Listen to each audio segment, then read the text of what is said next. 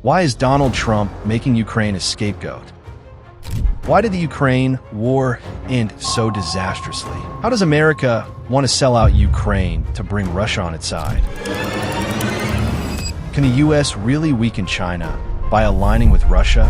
And will Putin fall for this strategy? In today's video, we will answer all these questions and also look at how the Ukraine war might end.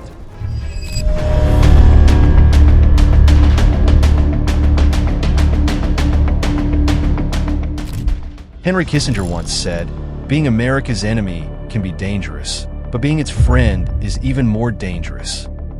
Today, this statement has become a painful truth for Ukraine.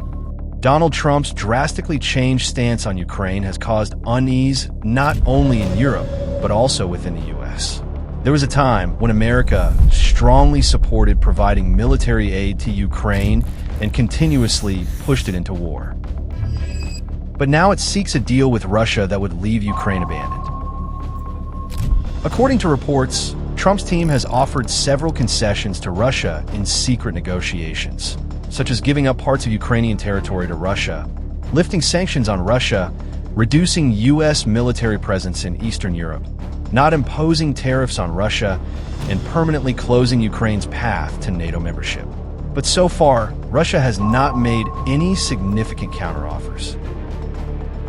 Such a major shift and sudden change in U.S. policy raise a critical question. Why is Trump willing to give up so much?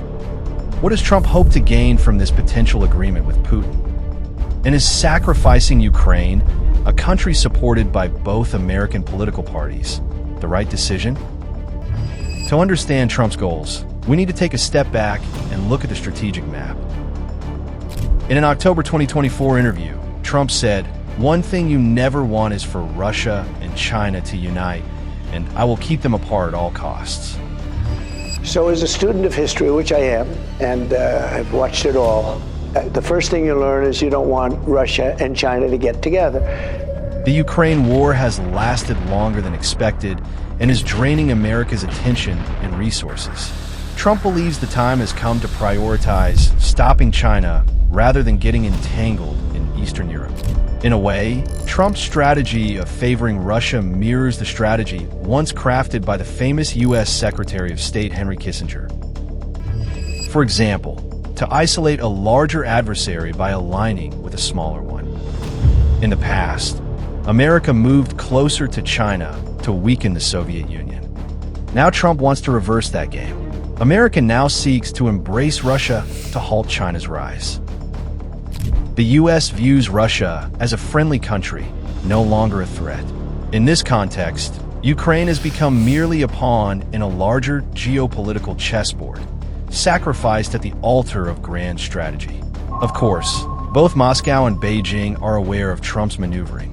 Sensing this shift, China has also started strengthening its ties with Russia, conducting joint naval drills, holding nuclear negotiations, and increasing imports of Russian goods. China's import of Russian oil has reached record levels, and bilateral trade is at an all-time high. Meanwhile, details of Trump's Ukraine deal remain scarce.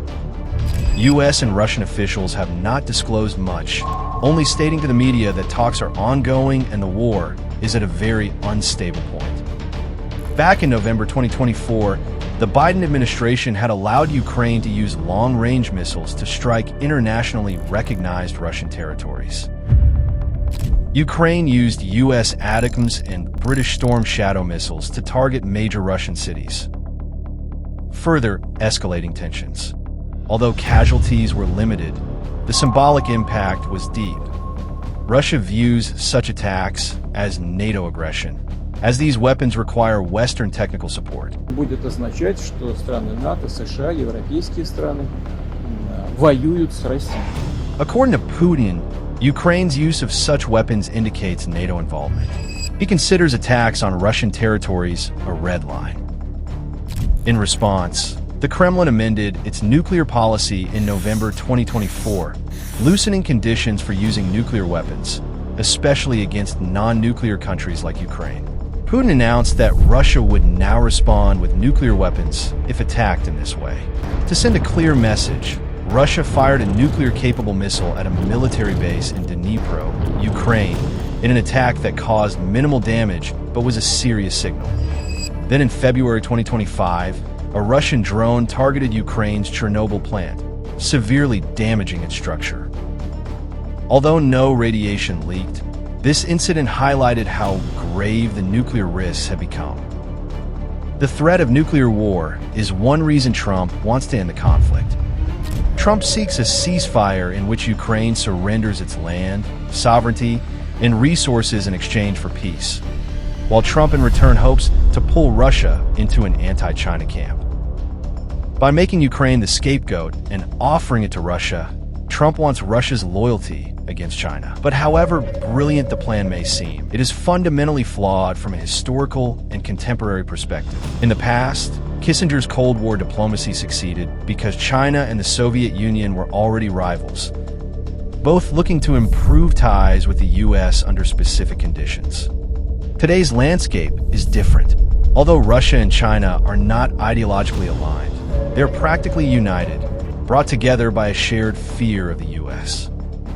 After the 2014 annexation of Crimea and subsequent sanctions on Russia, China became Russia's economic partner. During the Ukraine war, this alliance has deepened and trade has soared to record levels. China and Russia now trade $245 billion annually. China exports $115 billion worth of goods to Russia and imports $130 billion, meaning it accepts a $14 billion trade deficit. Meanwhile, due to sanctions and even before them, U.S.-Russia trade remains minimal or non-existent. Joint military exercises, intelligence sharing, and defense technology cooperation have also strengthened China-Russia ties. Russia supplies China with raw materials and subsidized energy, while China provides industrial goods. This alliance gives both nations the capability to challenge the West in Eurasia. The China-Russia alliance is now a formidable force that Washington fears. However, Trump's idea of winning over Russia isn't new. In his first term, Kissinger himself advised improving U.S.-Russia relations to balance against China. But now, such an outcome seems unlikely. It's too late. The Ukraine war has hardened Europe's stance. Europe sees Russia as a permanent threat, and sanctions are deeply entrenched. If Trump wants to lure Putin, he would have to offer something that China cannot. Given the current economic cooperation and shared interests between China and Russia, this seems nearly impossible. Still, the U.S. holds some cards. Reports suggest Trump's team is considering withdrawing U.S. troops from NATO countries that joined after 1990, like Poland, Romania, and the Baltic states.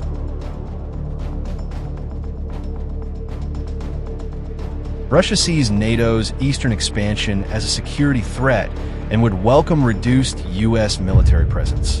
By 2022, the U.S. had over 100,000 troops in Europe, thousands of whom were stationed in Poland, Lithuania, and other eastern nations. If Trump withdraws these troops, it would be a major strategic favor for Russia. But even such a step is unlikely to pull Russia away from China.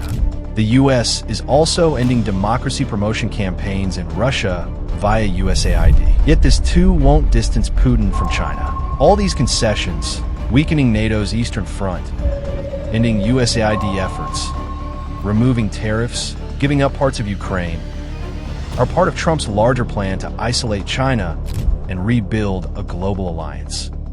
This is Trump's strategy. As I mentioned before, even with this framework, it's unclear whether Russia will come on board. During the Cold War, ideology divided great powers. Today's world revolves around economic interests. Russia might accept U.S. concessions, but is unlikely to fully abandon China. Russia may become a good friend to America, reap economic benefits, but it will never forsake its bond with China. For Russia, China is a valuable and reliable partner. Moreover, even if Trump fulfills his promises, Putin knows this is Trump's final term. A new U.S. president could reverse the deal. In contrast, China-Russia ties are stable and long-lasting. If Trump's Ukraine peace deal fails, he will upset NATO allies, who are already angry with him. This anger could seriously damage America's credibility. Yet the likelihood is low that Russia will reject such a grand peace deal where everything is being handed to it on a platter. But if negotiations with Putin fail, America will be weakened, Ukraine and NATO will feel defeated, and the next U.S. leader will find it extremely difficult to repair the damage. Bye. Take care of yourself, and don't forget to like, comment, and subscribe.